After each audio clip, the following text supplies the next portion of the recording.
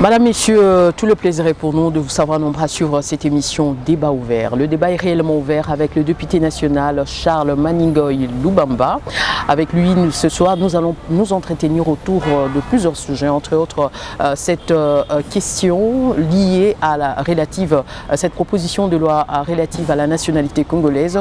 Nous parlerons également de ces projets de loi qui venaient d'être adoptés il y a peu à l'Assemblée nationale concernant la réserve sur la défense de l'armée. Nous parlerons également de l'état des lieux de la province de la Lomami, plus précisément dans le territoire des Cabinda. C'est avec mon invité à qui je dis bonjour et bienvenue dans cette émission. Bonjour madame. Je rappelle à nos téléspectateurs que cette émission sera en bilingue. Donc de temps en temps nous allons parler le lingala et le français pour permettre à ce que tout le monde puisse avoir une même compréhension. Et voilà. Je m'en vais vers mon invité pour lui poser la question, savoir quel est aujourd'hui l'état des lieux de votre province de la Lomami, dont vous venez de passer les vacances parlementaires. Merci beaucoup pour la question madame. L'état des lieux de ma province de Lomami, précisément du territoire de Cabinda, parce que je suis du territoire de Cabinda, je peux dire que le bilan n'est pas favorable. Le bilan n'est pas favorable parce que dans tous les secteurs, moi je peux dire qu'il n'y a rien qui marche. On se débat, on se débrouille pour essayer un peu de faire remonter le territoire. Mais bon, on demande seulement à Dieu de nous assister avec l'aide des autorités, mais ce qui est un peu difficile parce que nous avons beaucoup de difficultés que nous sommes en train de subir. On ne sait pas pourquoi, je peux dire l'injustice ou quoi, je ne sais pas, parce qu'il y a des choses qu'on n'arrive pas à comprendre. À propos des infrastructures comme des routes, il n'y a rien. Courant, il n'y a rien. L'éducation aussi, tantôt plutôt la santé. Et de l'eau alors rien ne marche. Rien ne marche. Alors ça nous inquiète quelque part. Mais bon, voilà. Mais quelles sont les démarches que vous avez déjà entreprises au niveau des autorités compétentes pour le désenclavement de ces territoires? Oui, je suis en train de faire toujours les démarches pour essayer un peu de contacter les autorités qu'ils puissent aussi nous regarder là-bas. Mais des fois, ce n'est pas du tout bien toujours de faire la quai devant les autorités parce que les autorités sont là. Ils doivent connaître que je suis là pour tel secteur. Et dans tel secteur, je dirige au moins 26 provinces. Dans les 26 provinces, qu'est-ce qui marche? Qu'est-ce qui ne marche pas? Par où je peux commencer? Ce n'est pas tout le temps que nous, les députés, nous sommes là, toujours derrière les bureaux. Excellence, je peux avoir un rendez-vous, vous pouvez me fixer. Non, mais ils sont là pourquoi? Ils sont là pour quand même essayer, eux-mêmes, dans leur bureau, de dire que je dirige 26 provinces. Dans les 26 provinces-là, chaque province a ses problèmes. Des priorités. Voilà. Qu'est-ce que je peux faire? C'est ça. Mais aujourd'hui, en termes de priorités au niveau de votre province, pardon? En termes de priorités, oui. Plus précisément dans votre territoire de Cabinda, oui. Quelles sont les priorités? Les priorités dans le sens que les gouvernements puissent apporter tant soit peu une solution rapide pour permettre à ce que ces territoires ou cette province puissent un peu booster.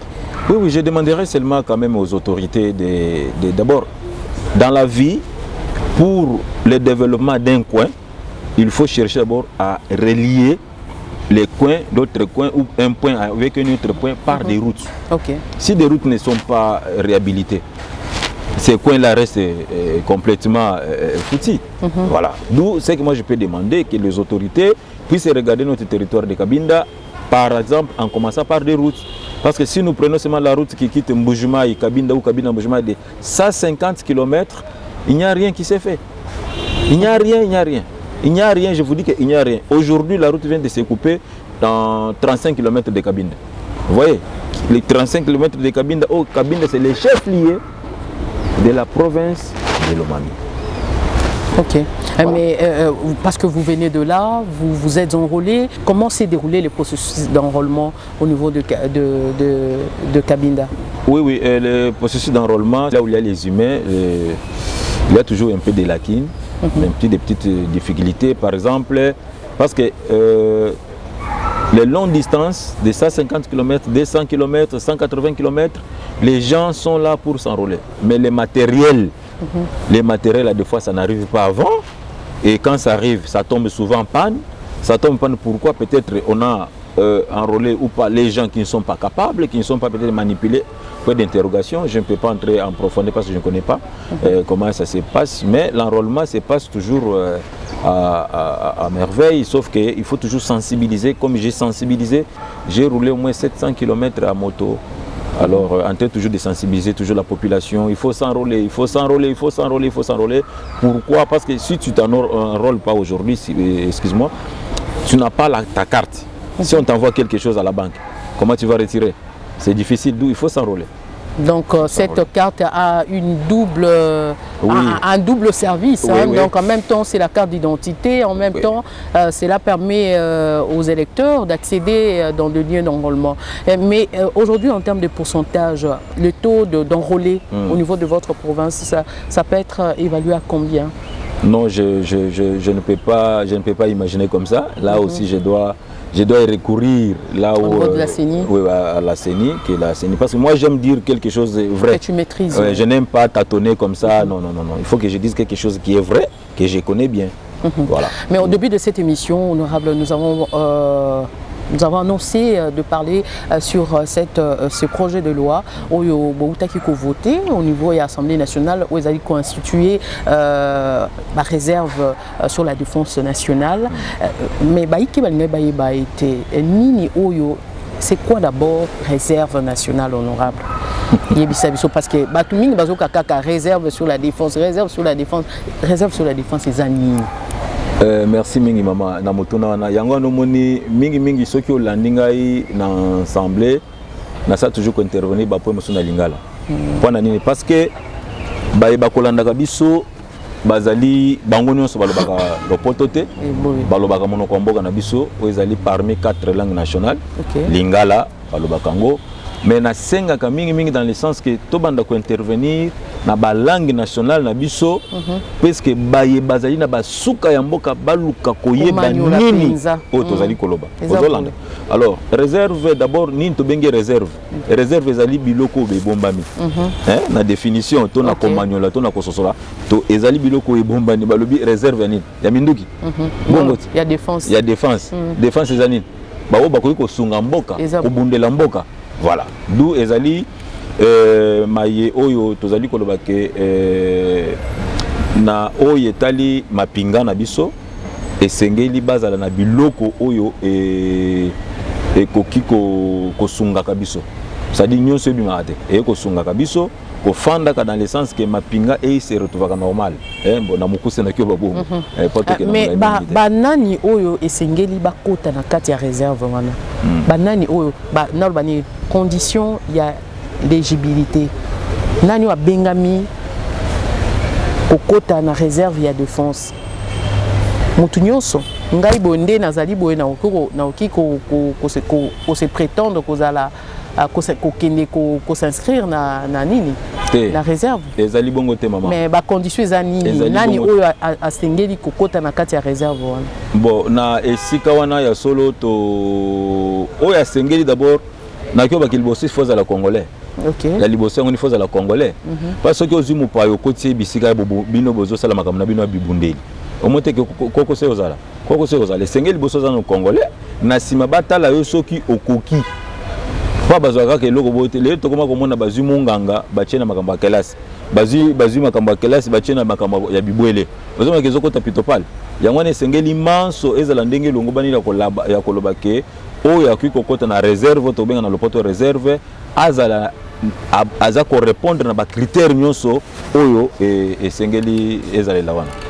Ba critères ngo ezanini est-ce que tozu par exemple bateau bazana est kuna parce que de l'eau oyebi situation eza ko se dérouler na est est-ce que ba groupe armé wana o ba benga ba groupe armé ya défense ya mboka est-ce que bango pe ba benga mi kokota na kati ya réserve wana mama bakoki ko benga mapenza na lo baté pour nini parce que ce que tali na banza session les cas qui kuna tozo ki recommandation au biso assemblée nationale bureau na biso salaki etindanga na gouvernement pour na koboya mitissage c'est-à-dire baye boye pour okoma colonel esengeli okota na lisanga moko ya banguna OK koboma bana Congo na simoye kete na lina kota na armée lokola na lina kota na armée ba komisinga colonel toboya ki biloko wana ozolanda soki nyonso ezoleka nzela moko okoki koloba te parce que ozali kuna outi boye bazwi oyo batie na réserve te il faut nani oyo toza na moment oyo esenge tota nani tokoki kotya oyo akoki kozala na makoki ya kobundela mboka ya kosunga mboka ya kobatela bana Congo ke nazobatela ndeko na nga mwasi mabe komela ete koko so komela ete to boye baye bazali koteka mboka. Mais baiki baza koloba ete bino ba député bo voter projet de loi wana pour permettre à ce que soda oya kala ya Mobutu bayeba na kokota na kati ya réserve wana bo recruter bango pour que bayeba na ko apporter un appui esquiza ya solo. Mama soki na bina tuno moto na tamsoko ya nolanga te. Mais ba soda ya Mobutu wana oyebi ke bazaka bien formé. Ba soda Mobutu bazaka bien formé pe bakenda api basala nini mabe ko kozala te pona ngana ko bake mabe ko kozala te tamba bengi soda o lobi soda ya Mobutu époque wana mama yo so mona soda atelemi bozo mi mona ke na sina ziki na kufi esengeli bazonga puisque bana ba mak c'était bango bazaba oyo bazwa mayele nyonso ya bo soda soki bayeke basanga na bawe ya biso tozana bango awa wana ko sungela mboka koko so ki ozala te to mabe ki kozala te mabe ki kozala te problème na biso mboka na biso to sala ke loko soki basali loko bazaka na mécanisme suna sima te esenge to baka tant tozo sala loko faut totala to viser penini te soki to sala loko boye mais risque ezani ndakisa na biso ndakisa soki bakisi biloko akolia eza pona nini bato nyonso balia malamu bongo te soki balobi ke réserve oyo ya mapinga tozwa bandeko na biso bafanda ka boye puisque mais est-ce que baza na même moral na bafar de sena biso baza na moral te poni baza soda zali ya parti politique te soda zali pona yekolo soki batie ye wana bapesi moral oyebi ke soda za discipliné koleka bato nyonso mokili soda za œuvre c'est-à-dire discipliné oyo koleka bato nyonso mokili za soda pana nini akotosa oyo lobi na ye pe azana facilité ya basokoli bongo baye bazongisi bongo nena esike lengo bani pe atelemi akei ozolanda alors pona loba nini ke ngana mona mabe moko te pona bandeko na biso basoda bakozala moral moko pese yo soda ye soda bamisusu kutu cette abotami akoti armée azu formation nyonso ya basoda lelo siko botie libanda atika nani mais bino ba député tant bo voter projet de loi na ya gouvernement pour tout monde ngi bo voter on penda na lombango mingi penza mais ba garde fou nini o bino botie pour que dérapage ezalate mama dérapage ezalate bana uto biso to voter yango mais ezana ba otokyo benga miango na lingala tokyo benga miango to ba principe oyo ekozala na kati wana pona etambola malamu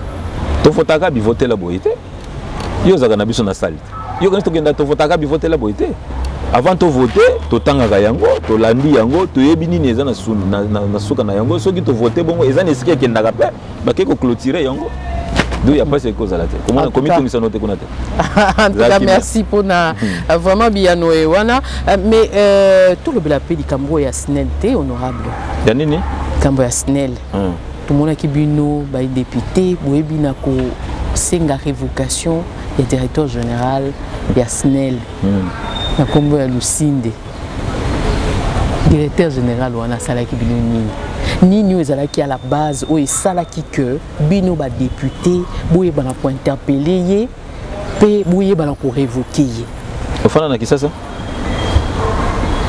na tunio ka mutuna te te kapinga pe na tunio ata soki ko fana na tunio ka kasi yo tuninga nazongisa est-ce ko fana na Kishasa na Kishasa OK ko fana na Kishasa malamu mais na banza ke bokonzi nyonso o eleka ba législative nyonso eleka na assemblée o ya biso na banza te o ezo sema lelo tika ko salema bongo te na biko e yaneza déjà ke za bongo ndingo za no zobi ke za bongo mais ceux qui te bandit ko sala musala et comme so bandi condamné biso poani tozo condamné te tozo tout na ka pourtant bino pe tozo sala moi ba principe feu à la tête est-ce que le directeur général aza redevable na bino ba député to c'est le ministre non liboso to bengi yo oyo ozana ko gérer wana ministre azali mokonzi ya DG non acheye wana sko yo tango yo koti luka oyebake nini ezali kotoyo nini ezali kotoyo nini ezali kotoyo nini ezali kotoyo ozolanda soki oyebi yango na sima nde okoko sala rapport na oyo azali mokonzi na yo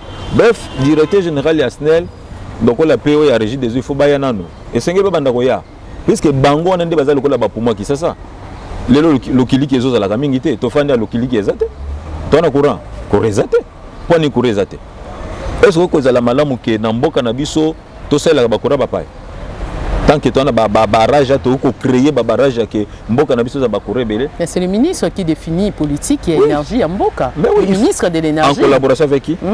Non, le directeur général ne fait que subir. Hein? Alors subir eux autres pas il y a ministre il y a tiens en application parce que c'est le ministre il y a énergie des autres définir politique ni eux sengeli mboka et adopter pour que l'otili qui les a maman ministre solo batie yaza ministre maza technicien te faut tout ça la part des choses les un technicien oyo akoki ko yebisa ministre oyo ezali sens administratif mais sens technique eza ozo kendete ça sens technique tala eza boye Poitou longa isengi tokende boye. Ce qui est ministre boye, toyo proposé à boye.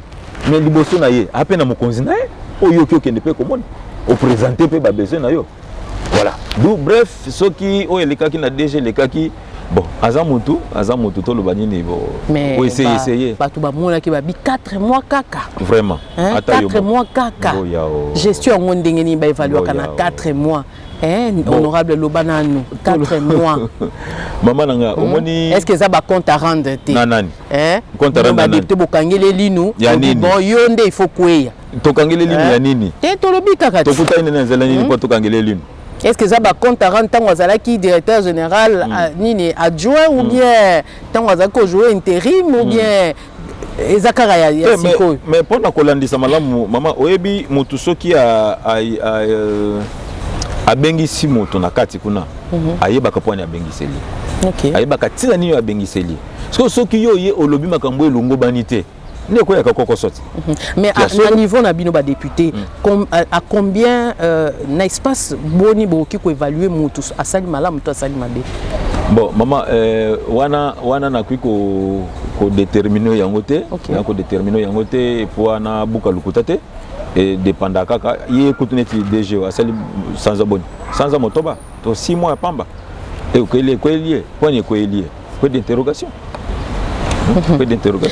mais bana mboka balinga pe ba yeba ba bi bon bino ba député bo sengi révocation ya directeur général ça veut dire que ceux qui mutu ekoi na bitapi na mo pe ekoi te mais tozo mona adjoint directeur général adjoint azako continuer ko sala misala toza komona nini conseil d'administration ezako continuer ko fonctionner est-ce que ezaki na fait d'entraînement te tant directeur a quoi équipe nyo se quoi normalement na ba principe il faut équipe nyo se quoi parce que gérant soit ezaka na directeur général te et ko za na batu nyonso bazali wana puisque asala ga yemo côté asala yemo côté azali na bani collège na yemo bimba alors likamone za moi moi mindondo ya ko meka ko manyola yango bo to na mboka na biso o tozo bunda la kaka o chef de l'état zo bunda nazali ke tozo na droit na droit alors ozo yaka bon tango moto mona ki ba o baza ko loba ke no ezalaki nini interpellation moko visée na directeur général et koki ko za interpellation visée te parce que net ya régie des OPA bonga mape puisque pe ba ko interpeller et vous a sous visé ezaka pas intérêt bana ya bana Congo net na mboka nanga na pe ce exemple na territoire kabina na lobi na tangi awa kureza la raté mais ba yebi que c'est les alaka mais ata singa boye ezate singa endemi ezalate na kabinda ezalate chef de l'état qui kuna aka kuna le 27 décembre je pense y année coulé groupe de mutu éclairage et baba et pelaka pour nani chef de l'état s'adresser à la population mais kureza la raté snel ba yebi on a kombo mais ba mona ngote.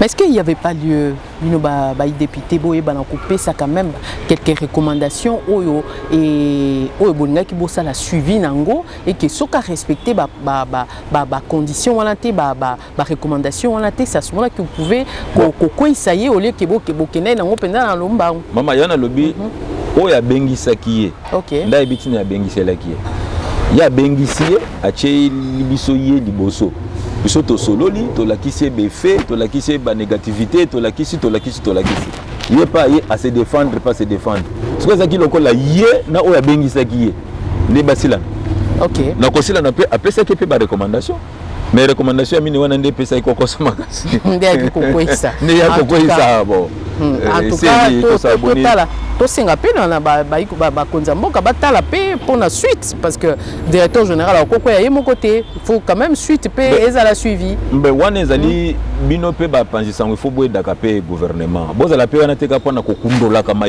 ekotusa batumitu esene bozala wana pe pona kokundola maya malamu pona toke liboso mais eza bino ba journaliste mboka na biso bozala lokola bangulu boboti biso bolimbo lia biso Hollandi na fingi bino te na lobike te na lobike bino bozala ka bongo c'est-à-dire bozane ti ba maman oyo baboti bana balinzo balia bana biso toza pour la éveiller kaka éveiller conscience et toujours éveiller dans sens normal bien sûr mais tout le bela pe likambo ya régie des eaux honorables au tikolo ba penza na province na territoire no ya Kabinda rien ne marche mai ezate na Kinshasa pe problème OK kaka awa na Kimbantseke pas moyen yebisa biso nano tango likambo o ya régie des eaux nini o bino ba député bo bongisi to bongisa soni to bongisa kaka ndi to bongisa pona SNEL OK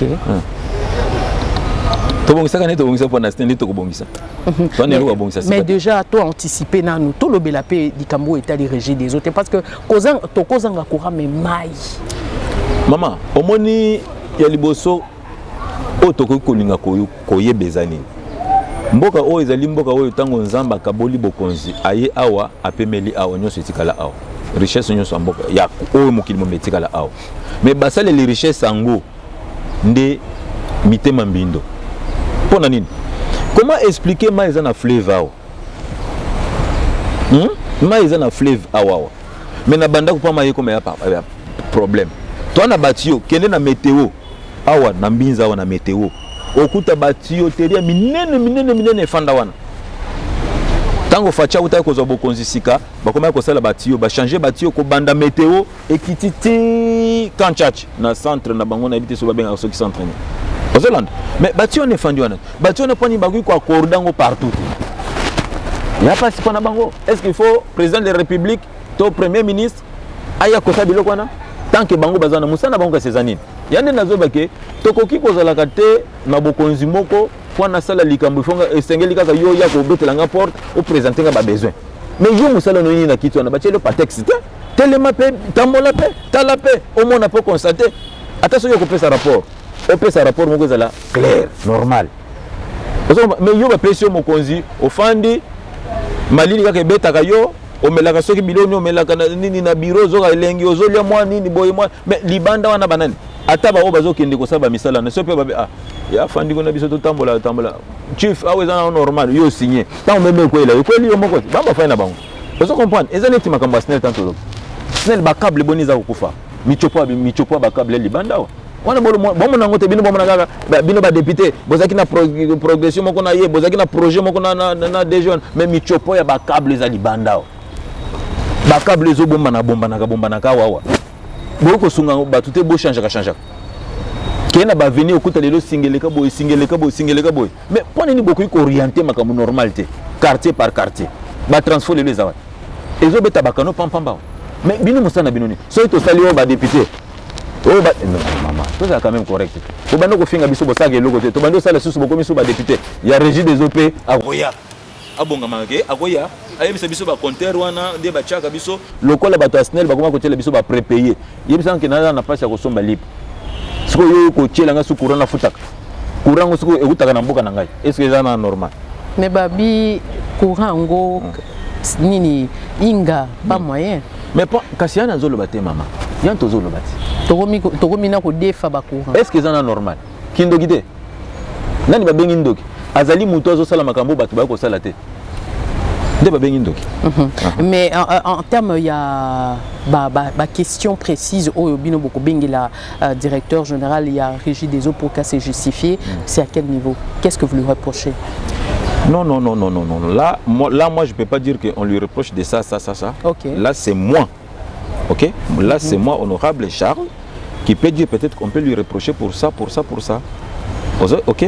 Dans ce sens-là, mais ce n'est pas dire que non. Donc parce que ils a nini na yote. Oui, ils ont été ouais kobenga ye dem to ko banya ko reprocher ye biso to fonaka fongole biso ka brèche allez to bandi ko attaquer non ezaka ko ça déjà qui abongama parce qu'il viendra répondre devant les élus du peuple bien sûr oui to passer pour la population so senga biso il faut régir les pas ya il faut y pas ya et akoya papa en tout cas merci honorable c'est na kabinda kuna fikanga ya fikanga OK to le bela pe likambo etali proposition il y a loi relative il y a nationalité congolaise oyo lelo eza kopesa penza mindondo makasi ndeko Charles il yebisa biso nano pino ba député ndeko Pululu Nsingi pona nini akeko exhumer likambo wana parce que déjà na session uti akikoleka bosila kikotika yango lelo yo boye kola musa yango pona nini est-ce que ça opportune?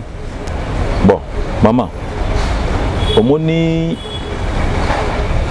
nakati ndako na yo soki oboti bana okoluka otiela bango ba garde fou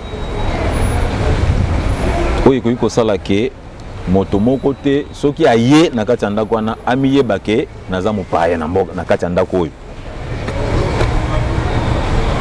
bakolo ndako esengeli bazala na boye na bazala na boye parce que même Bible les oye sabiso la nature doit nous enseigner. Nako bandana na bawumbu babanda okanga biso c'est-à-dire tant tozaki bawumbu boye so ke lelo na États-Unis kuna okuta bawo baza kuna bazaka ka esclave bawo bazaki esclave mais jamais okuta esclave aza place moko boye pourquoi aza considéré net étranger OK même na kati ya Bible balobi est-ce que étranger akoki kozwa place na mesa na meso ba kozwa décision est-ce que étranger akoki kozwa place motune tunami na kati ya Bible soki esali ke na mboka na biso tomoni ke makambo ezaki belé ta musu ben filtré ta musu tolobi ke te tomeka kocha ordre mulongo ndenge nini ndako na biso ki fonctionnaka toboyi na biso motu te parce que RDC za lokola États-Unis tozana hospitalité moko eleka biso ndelo pe tozana façon na biso moko ko vivre o ezali nulle part na monde soki likambo master chana ze boma benda koni ya benda koni moto alega benda koni ya bon na comprendre olega na yoka ba côté lio on se comprendre eza RDC mais na mboka biso kuta ngote so batelemeli pone bilelo biso awa na mboka na biso ki okuta libanais azobeta congolais abeti pe abimise makila congolais muso pa lobate azanani yo étranger yo kobeta mwana mboka ezala te yana babilo musu totala kana ba anglais moko bo so tolinka ka tocha mindelo siko mindelo ngonde balobi banani pourquoi kaka siko bamboka te bayimboka ngala zozwa kama loba bango nazo pesa yo zona no kamera no tambo na nani batuninga balobi mais tangu makambo ebandaki ni bandi pona nini likambo wana basoulevaki yango dès le début te ba ko soulever ko kaka tangu tokoti na nini na processus électoral bon maman est-ce que ça ko pona ko viser mutu moko te non maman il faut to longola biloko na ko viser mutu bande ko na ngai est-ce que mutu abotami na mokilo kaka ba viser kaka ye c'est que batu nyonso bana Congo oyo ba viser kaka mutu ango nani bozo viser ngana bina mutu bozo viser te ngai personnellement na bina mutu bozo viser te ngai personnellement na ko loba keno total o ekoki ko faire avancer biso liboso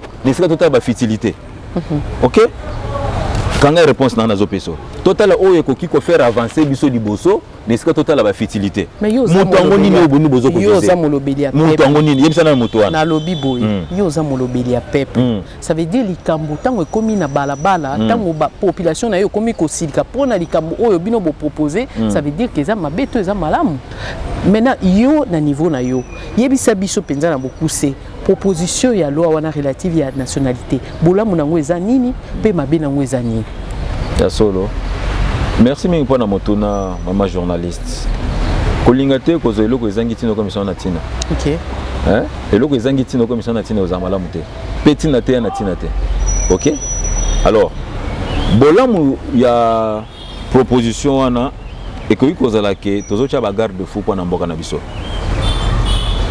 etika la bongo suko ke na Turquie lelo est-ce que Turquie za na Union européenne ezalaka te pona nini ezana babiloko na bango bana ba façon moko ba traitaka makambo na bango na kati oyo bayebisa bango kuna nikete awa ezate bango balobite biso ifo ezala a cause bon tokota pe kuna te bafana bango ndemo se pe na Congo bolamu nango ezali ya ko protéger ba oyo ekoki kozala tina to utile pona Congo na biso ozolanda mama et nande muso lubi mutuna mususu comment des avantages nango ezani mongana mon des avantages nango soki to lingi to kota biso to micha mabe moko na mitu biso moko to mitongela mabe na mutu nde toki ko na des avantages ozomona des avantages comme ka soki to bandi ko chomone ni nde bozolo bazo viser mutu mais mutu ngo nani bazo viser nani bazo viser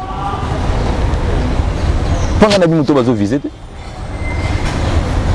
bazo viser mutu te problème na biso na kata Kisasa ces années Kisasa na biso to kansaka RDC za Kisasa RDC za Kisasa te RDC zali 26 provinces nana sata mona 26 provinces nana sa biba morphologie ya batu misusu ya batu les 26 provinces ozomona ba confusion wana nde tozolinga ngote to éviter ba confusion totala oyo ko sangisa biso mais to cha ba garde fo na ko protéger mboka na biso pamba te yo okende ko bota na nani mexicain moko boye aye awa akomi bubu akomi président nanto komi bongo te aweza awa bongo aweza ya biso toza nano ya biso en tout cas quand okelo bakeno na bambona biso bazala ba congolais boko chatem mais lelo lokola premier vice-président a confirmé que proposition wana ekozala débattu na Assemblée nationale est-ce que vous pouvez ça matata te parce que baïke mususu côté mususu baïke non soki kabomeki ko tia ngo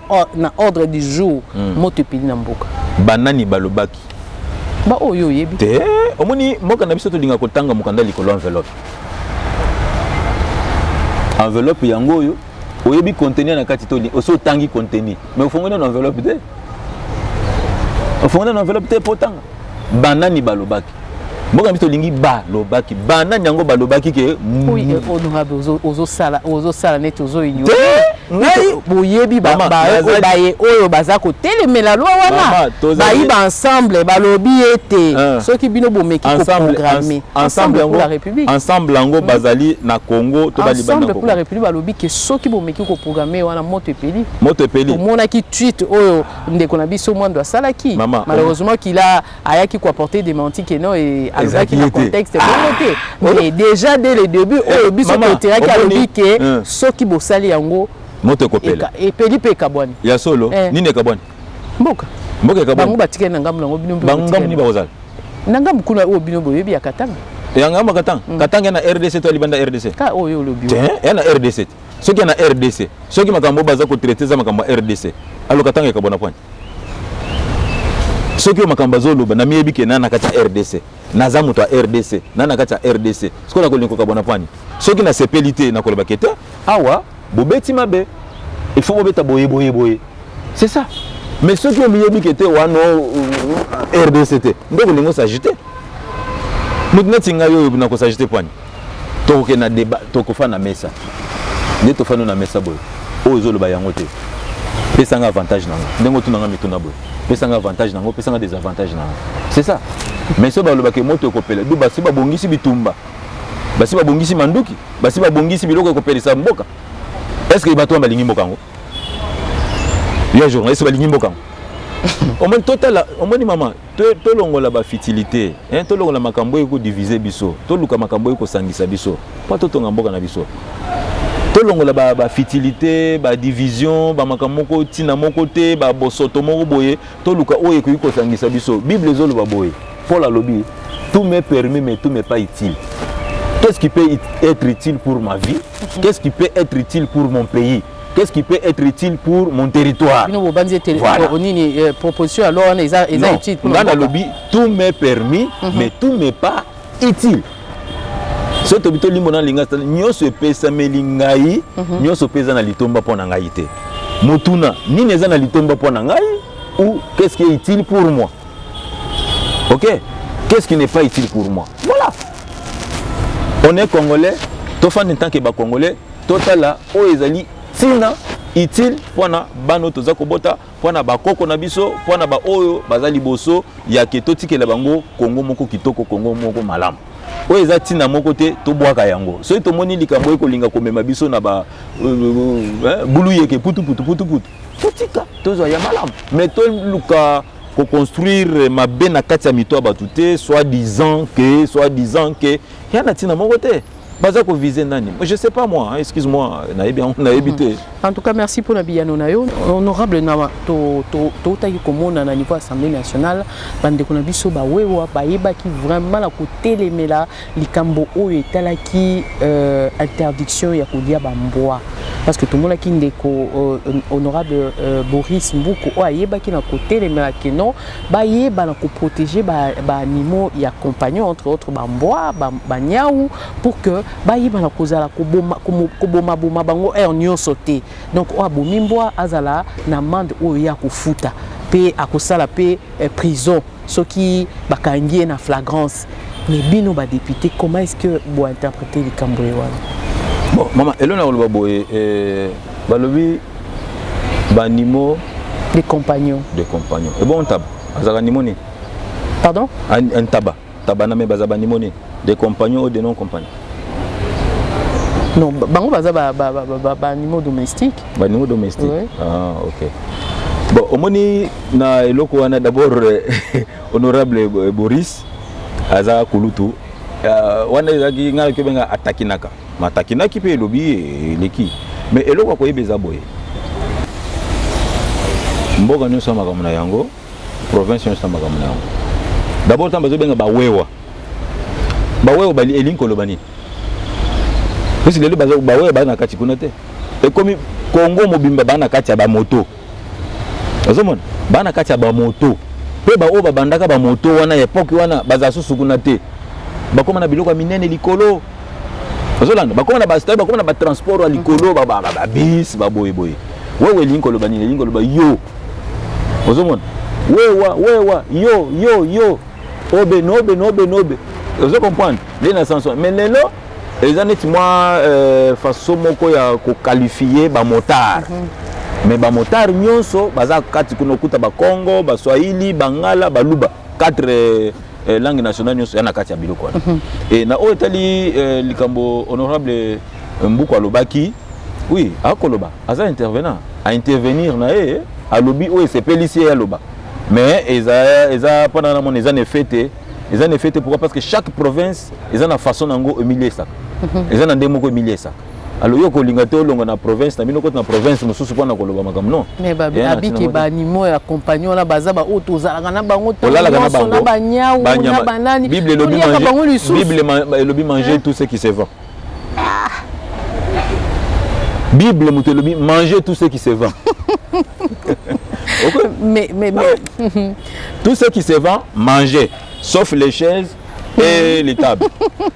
Mais honorable Tozo qui est vraiment na souka émission la biso et bisa biso un peu politique nini au gouvernement et qui coûte en place pour que élevage et agriculture et bala ko salima na lolingue ou esengeli na ba normes où ils a vraiment requises pour permettre à ce que mboka na biso to comme la boom et agriculture. Maman politique au gouvernement a kotiana en place pour na makambwana et que liboso ya ba élevage na ba agriculture ezali d'abord aiba ko soutenir ba oyo baza ko sala nanu musala wana liboso a valoriser nanu bango ce qui a valoriser bango obi motinyo so ki opesier longonya akoza su courage ko sala ata yo ningo zali maman faisait émission na yo vraiment les autres personnes quand même moi kilo moi ngebungebu mobo obisala moi ozo comprendre obisala moi ngebungebu mobo pour présenter toujours bien ozolanda ndenge moko pe ba gouvernement ko salaka. C'est-à-dire, bami mona neti bana bitikete puisque lelo ceux qui ont mboka na biso nyonso balaka ko sa na bureau. Mais tokenda na bilanga te tozotika bilanga ezo. Mais pour bilanga politique nango ezate. Kasi na yebiso te. Ya ke gouvernement il faut s'ingérer na basali bilanga na ba ba kolonaka parce que yango nezali poumon ya mboka. Ezali nde poumon yango ba ministère wana ya ba bilanga ba ministère ba développement rural ba ministère ba boy nde yango ezali ba poumon ya mboka. Pona nini mboka etambola. Parce que ceux qui ont sali bilanga te tokoliani musée natanga comme musée tanga kotaki na le 17 mai 1997 abandi ko sala bilanga service national tant musée ko faki atika biso na école masango combien Est-ce que vous comprenez? Toi, quand même un tab exemple, wana bilanga. Atika kibiso et kola masango si j'ai une bonne mémoire et comment pas même infranté. Et ça qui va 4 centimes, 5 centimes. Vous comprenez? Mais le tout ça. Pour nini? Tout ça que sous bilanga, tu biso lingi fona la tande na lati boye, fona na na bureau. Parce que na lumina ke bilanga, na Congo te, na zana ni ceux qui arrosoir ceux qui nyako sopela bilanga na zo boko la te, na na zo zanga. Et puis soutien zate. Soutien zate. Mounet ngai na mboka na biso. Na zana hectare non exploité. Pourquoi on a exploité on dit? Na ko ça ba sala ba exploiter hectare na Congo. Or so ba pesinga ba tracteur.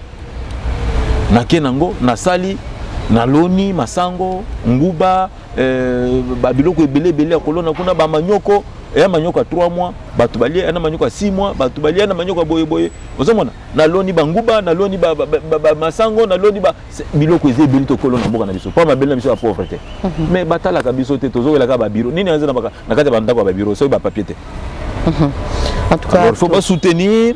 Bon, vraiment, va soutenir l'élevage. Et honorable Annie Moutou a proposé qu'il y ait une même commission. Tu appuyer qui veut continuer à appuyer qu'il faut soutenir ba kolona kabilo ko na mboka ba ko sala kabilanga pona to ke liboso. Nisi na mboka nanga ba sala bilanga.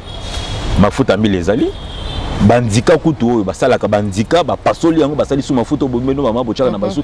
Makambo ezele beli to kyosa na mboko yo 5 ende musika. Naza kuna grand frère nanga ina ni Nkongolo Kabila Muchi. Asala ba machine uta nango soki wapi achango na kati ya territoire na ngai. Azo fabriquer na ba sardine. Ozolan, a fabriquer na ba sardine.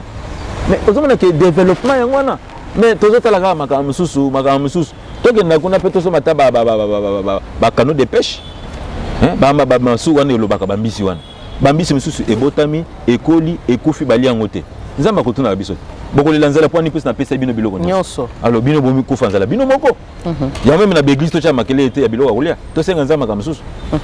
En tout cas ndeko honorable Charles Tokomi penza na suka émission na biso na rappeler que aux ali moko ya ba élu ya territoire ya Kabinda ndebo to uti ko solana yo penza o Italie mai ba sujet o Italie penza mboka.